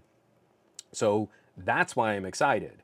But side by side, you'd never see that in the photos. In fact, side by side, you'd probably be less impressed by the photos straight out of the camera because they're not as HDR in the colors. And that's the tragic omission that we see from stuff like this. Soar Hunter, brightest image equals 99% of the winner in these comparisons. Because don't forget, like, I want to say it was 2 years before the Pixel 6a won. I want to say the BlackBerry Key 2 was one of the top contenders in another previous showdown. And I was telling people, the cameras on the BlackBerry Key 2 were way better than anyone was really giving them credit for. The BlackBerry Key, I've got photos from the BlackBerry Key 2 that to me are keepsakes, like a moment of my daughter and my wife at the LA Zoo.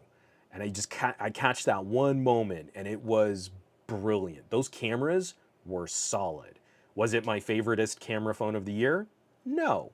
Was it well beyond perfectly functional? Yeah.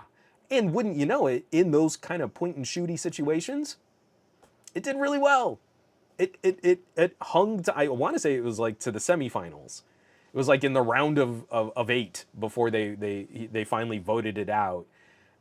It was besting Huawei's and other really expensive camera focused phones.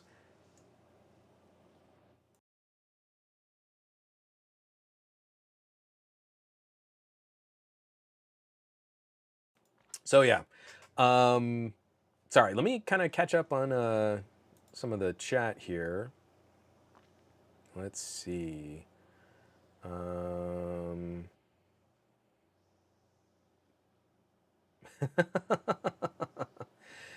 Gornlord, but Juan, the camera UI is so complicated and I refuse to learn it.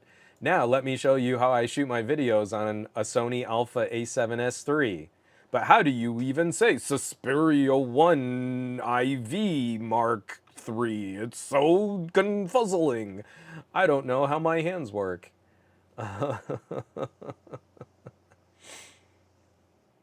See, Soar Hunter, yes, that's kind of, yes, absolutely. At least it can be said that it is for average consumers. Mid-rangers are where average consumers are spending their money. Overwhelmingly, under $500. That is the average, peak of the bell curve. Anyone who holds up a $1,000 plus phone and goes, but what about the average consumers who don't know anything and they're idiots? What are they going to get from a phone like this? That consumer doesn't exist, at least not at any scale. Even in Samsung land, that is less than 10% of Samsung's market. So I seriously doubt, I fundamentally doubt that this is how we should be framing our reviews. We should not be reviewing to the mythical average consumer who's an idiot and can't do anything on their phones when less than 10% of Samsung's market are buying premium tier phones.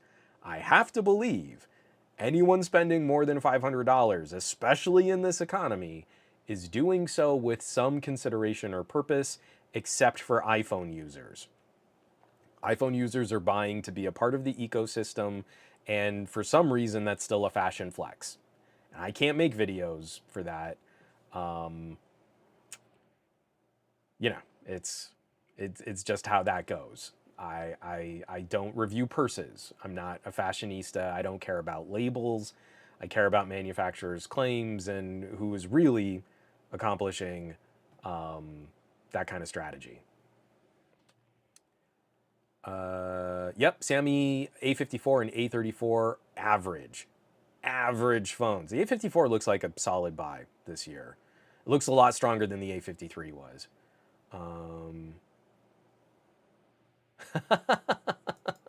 I mean, yes and no. It's just, I kind of get the strategy. Farhan says, I'm glad to see no large popular YouTube channels got their hands on Sony phones. Sony is doing God's work.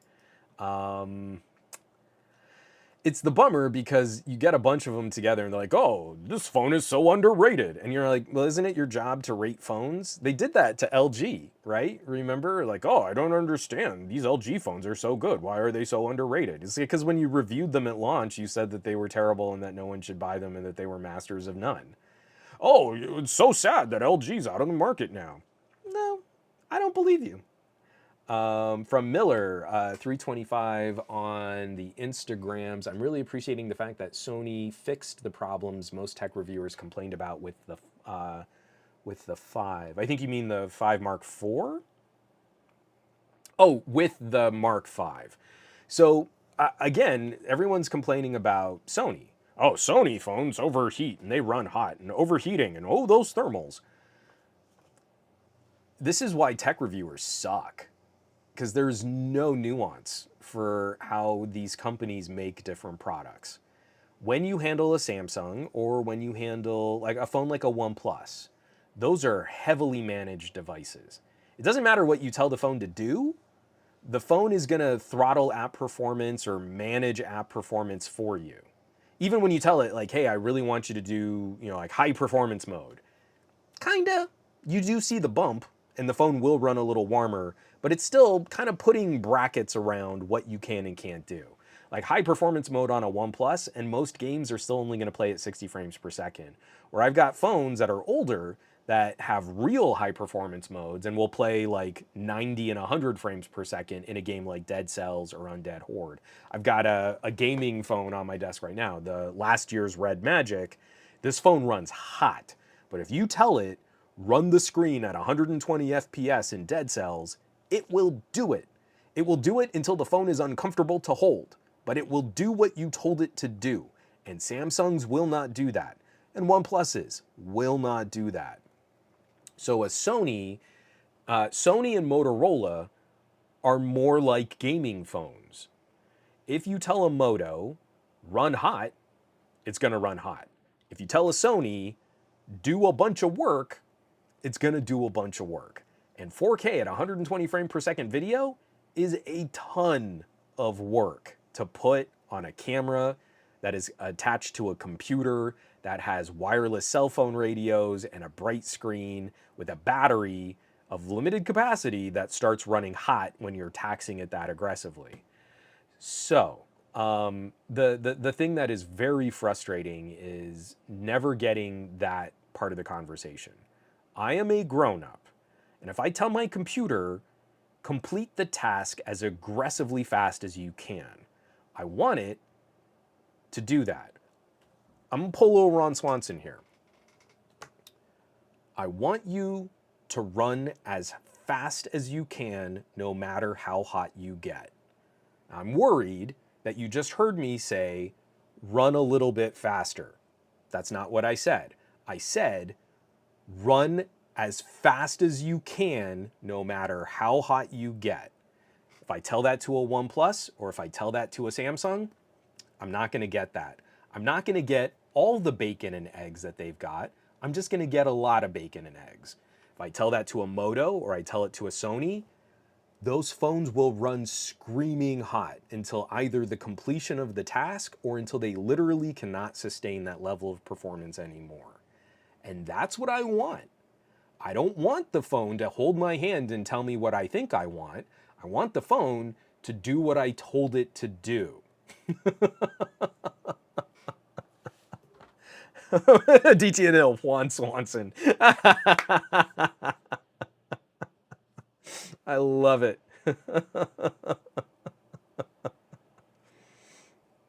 Oh, man. Yeah, Joe Hickey, 4K at 120 is so much work, no one else wants to attempt it. There are almost no consumer-grade mirrorless cameras that shoot 4K 120. And out of all of our phones, we've got slow motion. It won't save in real time, but it will save 4K slow motion video on the Xperia 1 Mark II. We have real-time 4K 120 on the Xperia 1 Mark III. We have main camera sensor 4K 120 on the OnePlus 9 Pro and the OnePlus 10 Pro. And then we have matched 4K 120 on all three camera sensors on the ZTE Axon 40 Ultra. And that's it. I don't believe anyone else is trying to do 4K 120. And the company who does it the best is Sony. Sony has got 4K 120 with all the other bells and whistles, and you have control over it and manual mode it. You can do everything. It is 4K 120 just like any other aspect of the camera or the phone. It is not a limited or a gimped high-speed slow motion mode. It is just baked into the settings that you can enable in the main camera apps. So there's nothing about a Sony that's average consumer. Like, you get it because it is the most aggressive production performance platform that Sony can assemble. So what's kind of cool is now Sony is benefiting from a much better chip, not made by Samsung, made by TSMC, and because of their own internal manufacturing issues with the 8 Gen 1, they've changed some of the layout and they've added a little bit better internal thermal hardware to manage the performance on the phone. So the phone does a better job of getting heat away from the components that run hot. So it's kind of a performance double whammy. I really didn't have issues with the 1 Mark IV, but I had to use it in a very different way than I used other phones. Using the 1 Mark V, I have so much more room to play, but I'm also not doing a ton of stupid video in 4K 120. 4K 120 means that I'm probably going to slow it down to 4K 30, which means all of my footage is 4:1. So if I shoot an hour of footage, I have 4 hours of slow motion video to scrub through when I want to make kind of like a family mashup video. Hey, we went to the zoo and I shot all this cool stuff. Every second of footage in real time that I shoot is 4 seconds of footage that I've got to edit and organize. So it's it's just such a heady challenge. It really is kind of incredible to see what these phones are capable of, but it's so frustrating when you're like, that conversation is locked up in this like, but you just want to cover the basics. Why would you want to cover the basics on a $1,400 phone? It just doesn't make any other sense. I mean, that's a complicated question that I can't really fully answer because I haven't spent a lot of time with them. Juan, are there any differences between ZTE flagships and Nubia flagships? I've seen the latest Nubia Z5. It looks really good. I don't know.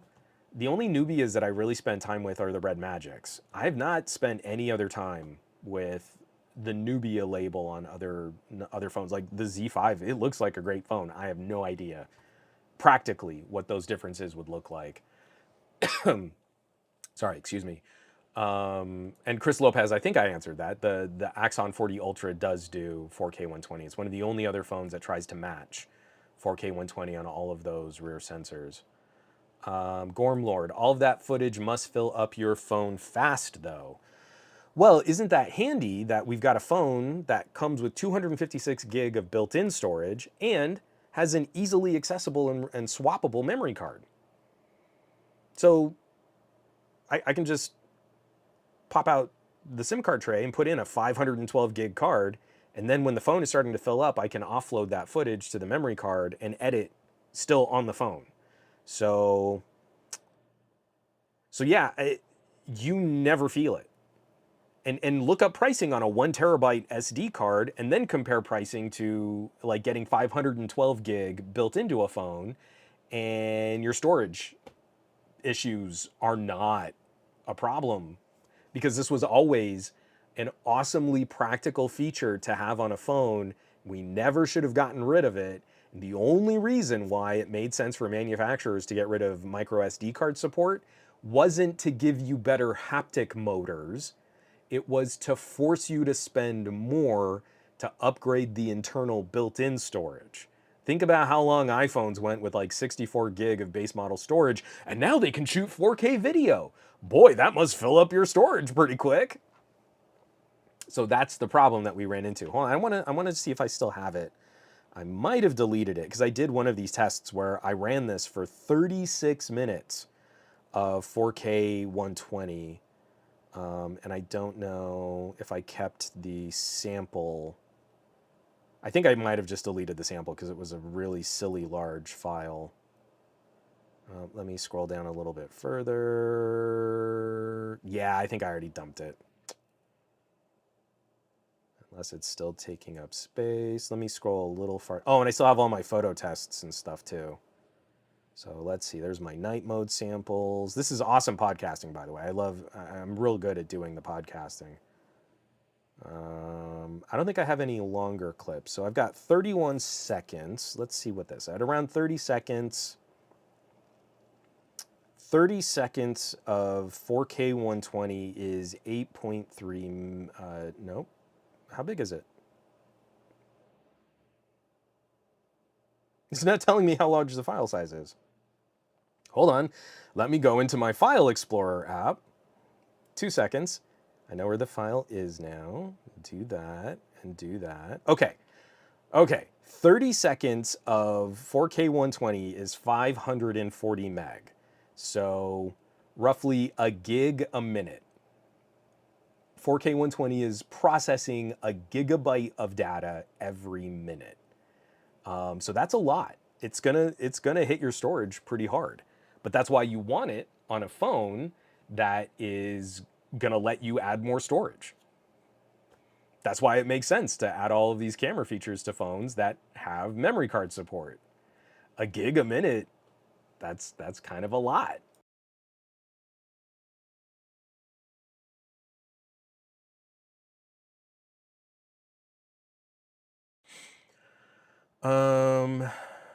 DTNL, anyone using a Sony to just cover the basics is flat out just wrong. So, I've been talking about my uncle on this podcast. He has a Galaxy S9, and his Galaxy S9 broke last year, and he replaced it with another Galaxy S9. So he's finally looking at upgrading away from the Galaxy S9. Like his S9 is now really long in the tooth. He wants to get a new phone. He just texted me about a Sony. So we'll see. He might go Xperia 1 because he saw my video and he saw how excited I was about the Xperia 1. But I might tell him if he can wait, let's just wait and see if we get some kind of an announcement on the Xperia 5 because it's a little closer to the size of his Galaxy S9. It's not an S9 Plus or anything like that. It's just the smaller Galaxy S9. But even though that's a really expensive phone, he would not be doing a lot of heavy lifting computing on it. He doesn't really live out of the cameras on his phone, but he won't give up a headphone jack and he doesn't want to give up a memory card slot. So there's nothing left. There is nothing left for him to buy.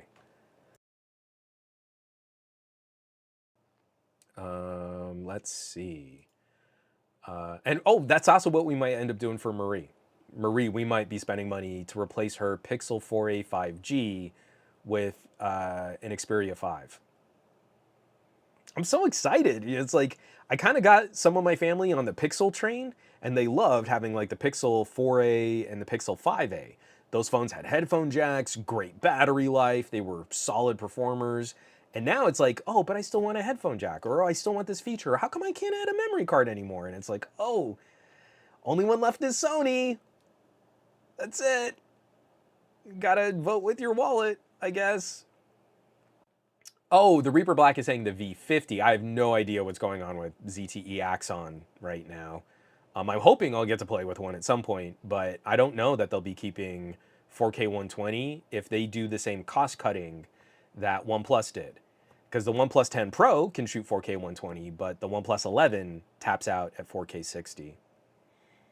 From I Love Barb, will focus peaking be on the Xperia 1 Mark IV in a future update? I don't believe so. This is the thing about Sony is they become products of their generation.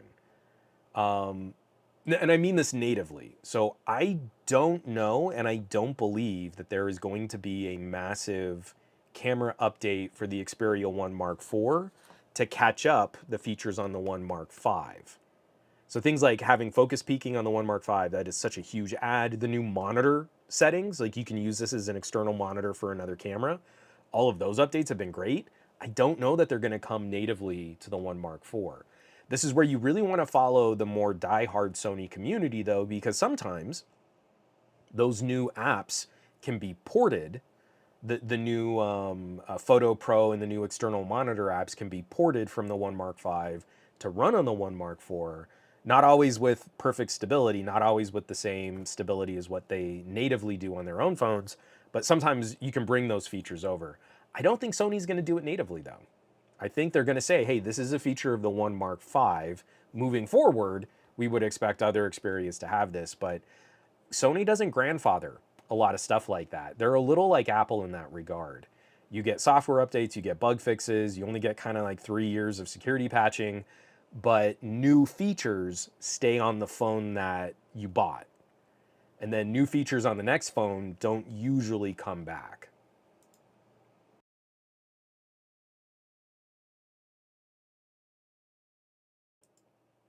From Random Hobby, hold on one second. I've got to just clear that. I've been like muting and stuff, and we got to start wrapping this up here in about 10 minutes. But I want to get through these last couple comments here.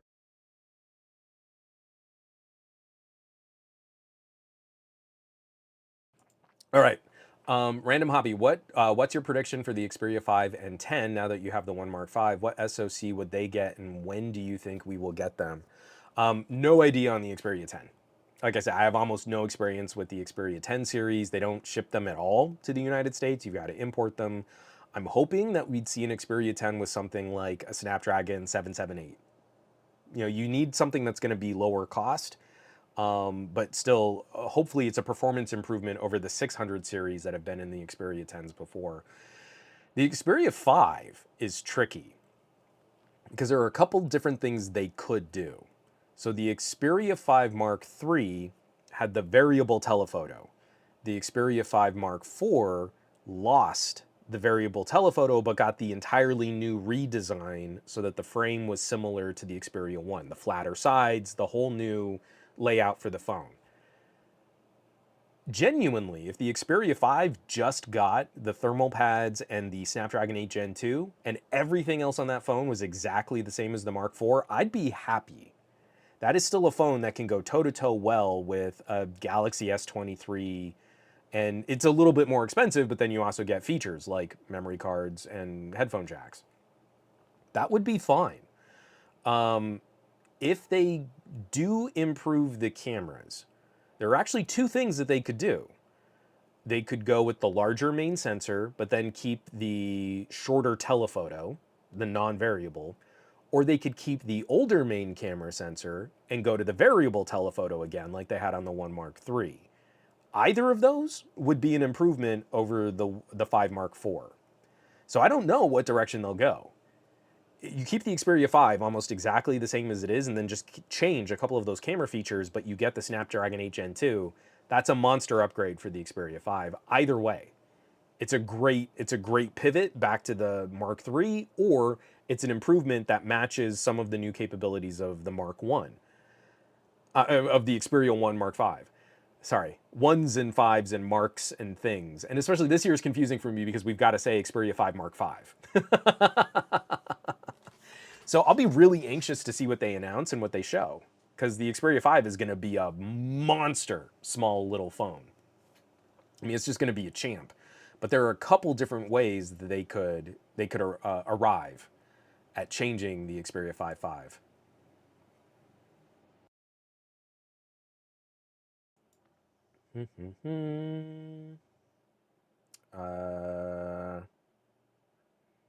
Septian is saying, now that I think about it, Sony has always had SD card support. I don't think they've ever lost. They took away the headphone jack on the Xperia 1 Mark 1, and that was dumb. So they brought it back on the Xperia 1 Mark 2. I have my 1 Mark 1 in the bookshelf. I almost never pull it out. Just it's kind of a museum phone just because I love it. But I have my Xperia 1 Mark 2. This is still a champ of a phone. Snapdragon 865, headphone jack, memory card slot. It's a fantastic pocket computer and camera.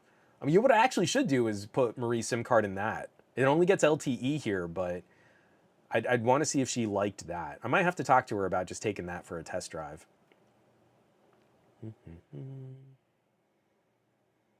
From Michael Castilla, Any comments about the Xperia 1 Mark V in Europe being published as 1,499 euro?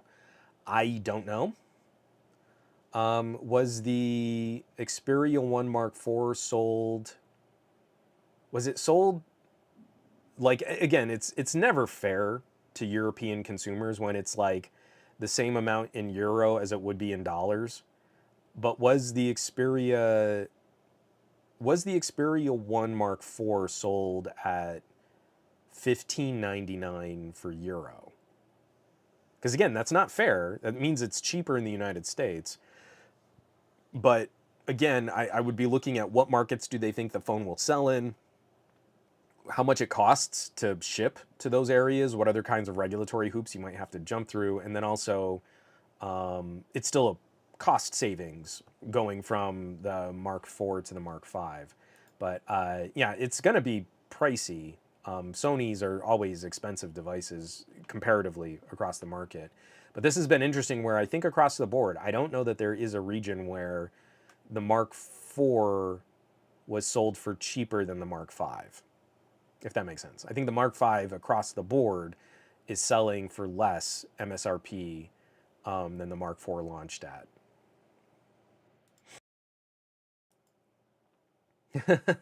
Sore Hunter. And then the SD card removed. The companies tried to indoctrinate the users by saying, why do you want to use slower storage or the cloud? And people nowadays keep regurgitating it as if I need fast storage for storing music, photos, and videos. It's really frustrating because again, all of these issues you talk about, like, oh no, you shoot video, that's gonna fill up. Oh, yeah, yeah. That's why you want a memory card. I think I'm about caught up with the chat here. Yeah, Steve Pogue, similarly. I'm thinking that an Xperia 10, I really hope it's something like the 778. It would be awesome if Sony could get their hands on the 7 Plus Gen 2 after I've been using the 7 Plus Gen 2 on my Poco F5. This is nipping at the heels of the 8 Gen 1 and uses so much less power.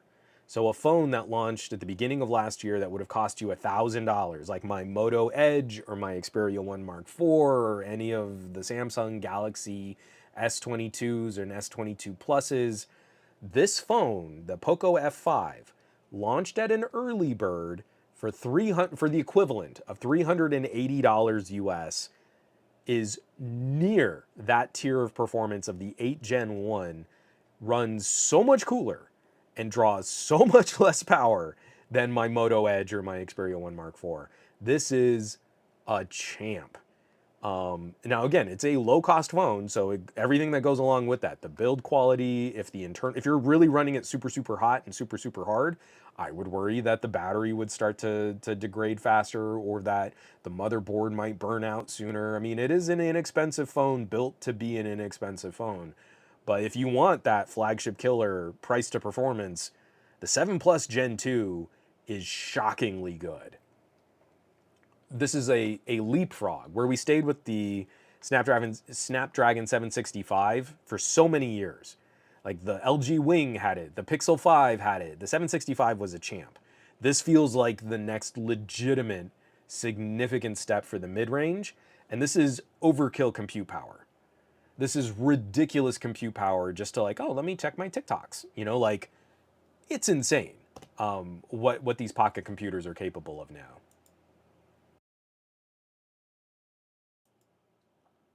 Let's see.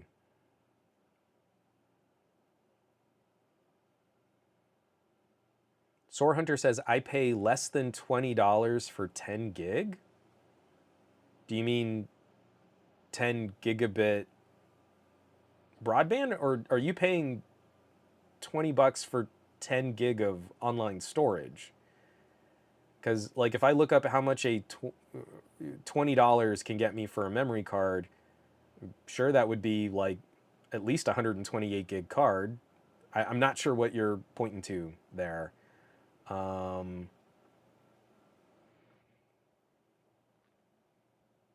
Let's see. Dave Burns is saying the dollar and the euro are pretty close right now, but I still thought that the Or am I thinking of the British pound? Is the British pound significantly more than the dollar? Or is it the euro is pretty close? So if they're selling it and the euro is close to the dollar, then it is like $100 premium for the Sony in the EU.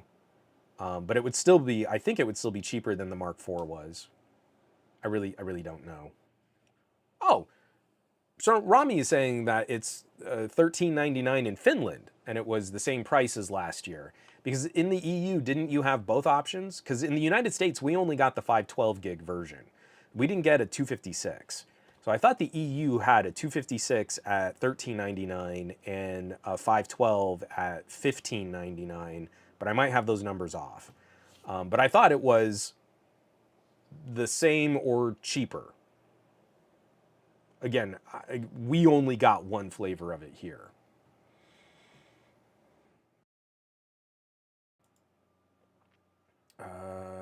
Catching up on the Nicholas is saying on the Sony homepage, the you get the XM on the Sony homepage. Get X1000 M5 headphones if pre-order Xperia 1 Mark V. So maybe get a new XPM5 instead for the 4. I don't know what you're trying to say there, Nicholas.